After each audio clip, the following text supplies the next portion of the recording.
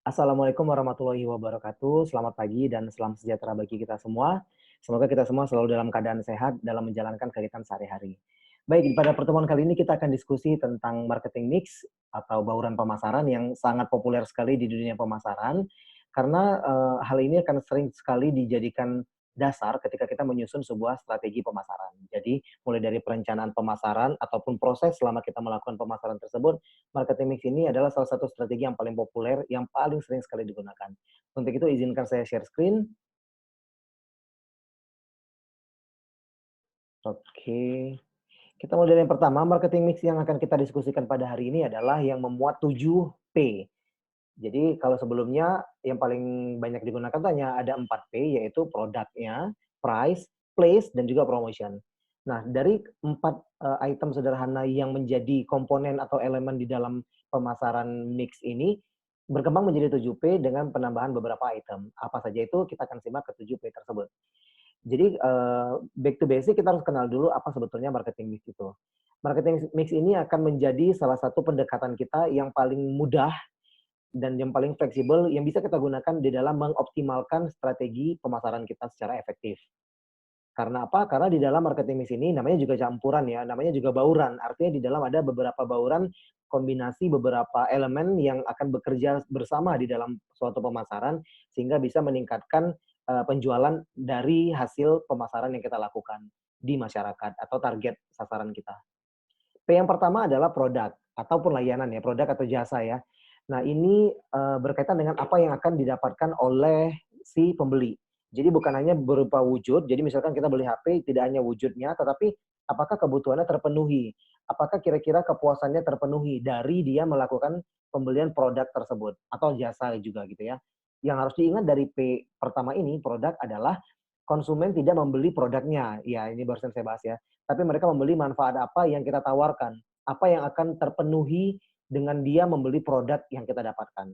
Jadi kalau misalkan kawan-kawan hari ini bingung ingin menjual apa ya, mau ingin bikin produk apa yang ingin dipasarkan, maka ingat lagi kira-kira apa yang lagi dibutuhkan orang, apa yang lagi tren. Jadi bisa jadi itu, kalau kita balik ke segitiga Maslow ya, segitiga kebutuhan, yang bawah itu mungkin kebutuhan yang primer, nah yang atas mungkin aktualisasi diri. Nah dari yang atas itu pun, itu bisa menjadi salah satu pertimbangan ketika kita mengusung produk yang ingin kita pasarkan. Yang kedua adalah price. Ini adalah faktor utama di dalam menentukan target pasar kita.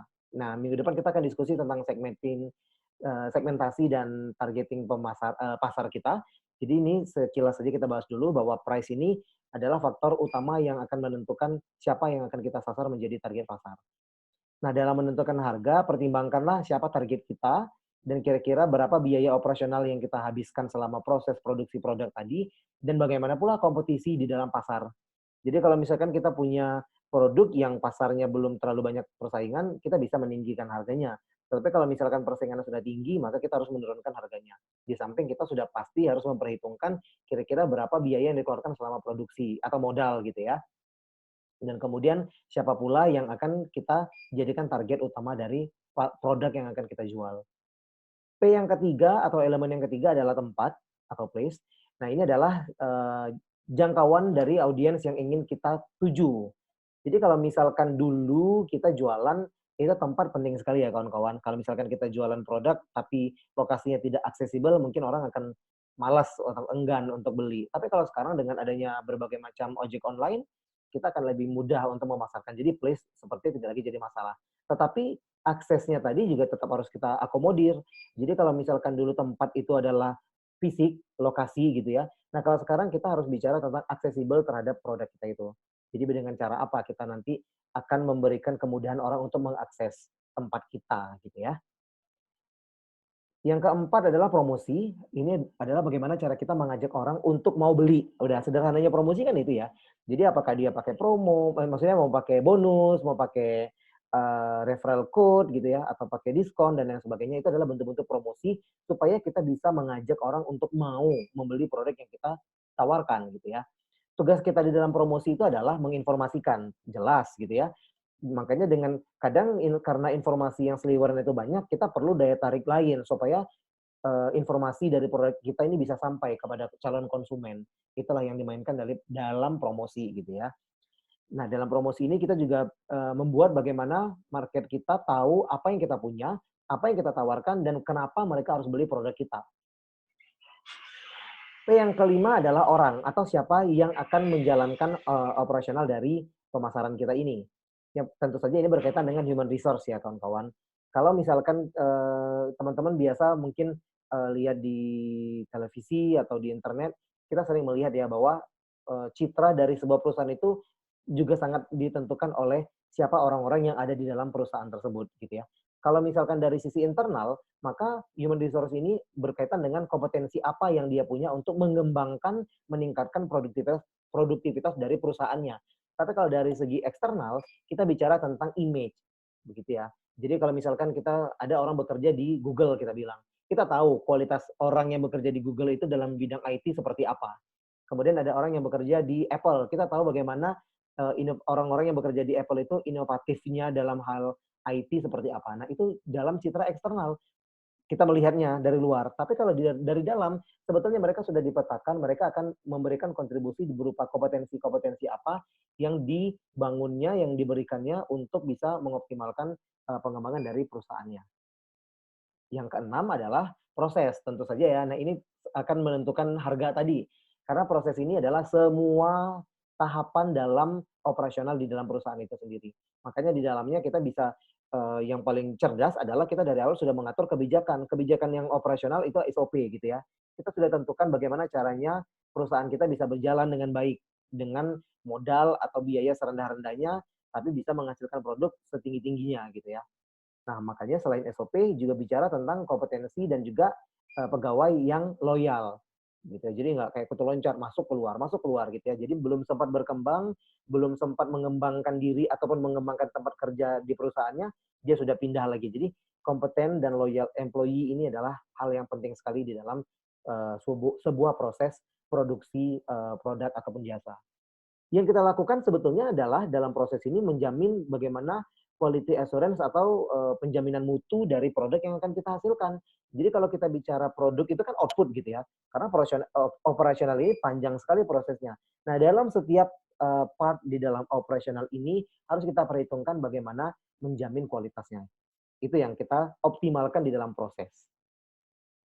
Dan yang terakhir adalah physical evidence. Nah, ini sebetulnya P tambahan yang dulu masih pakai marketing mix yang tradisional belum banyak dibicarakan orang. Kenapa? Karena dulu, physical evidence ini itu tidak begitu relevan untuk dijadikan sebagai bahan pemasaran. Tapi kalau hari ini kita bicara tentang pemasaran, building sebagai salah satu wujud dari physical evidence itu penting sekali.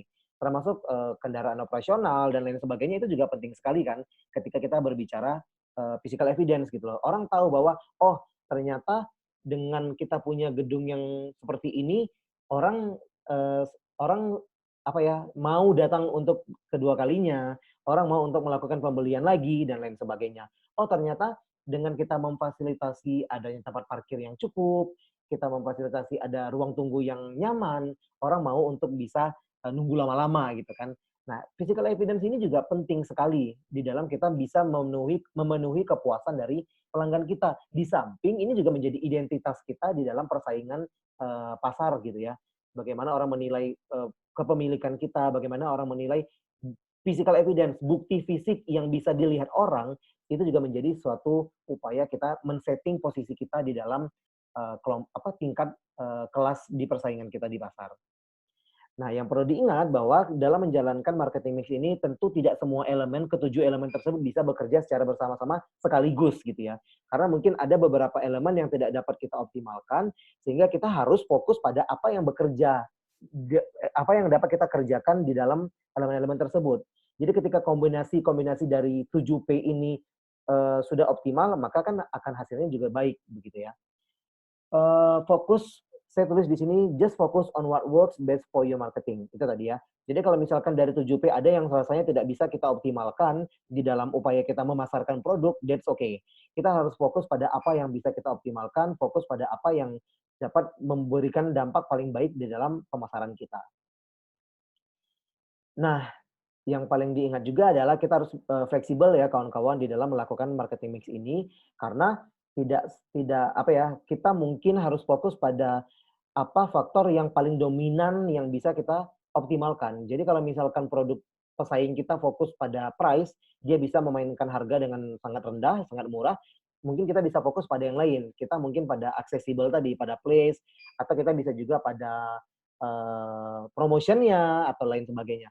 Jadi kita harus fleksibel, tidak melulu fokus pada price-price dan lain sebagainya, atau produk-produk terus gitu ya. Karena ada 7 elemen yang dapat kita optimalkan di dalam melakukan marketing mix ini.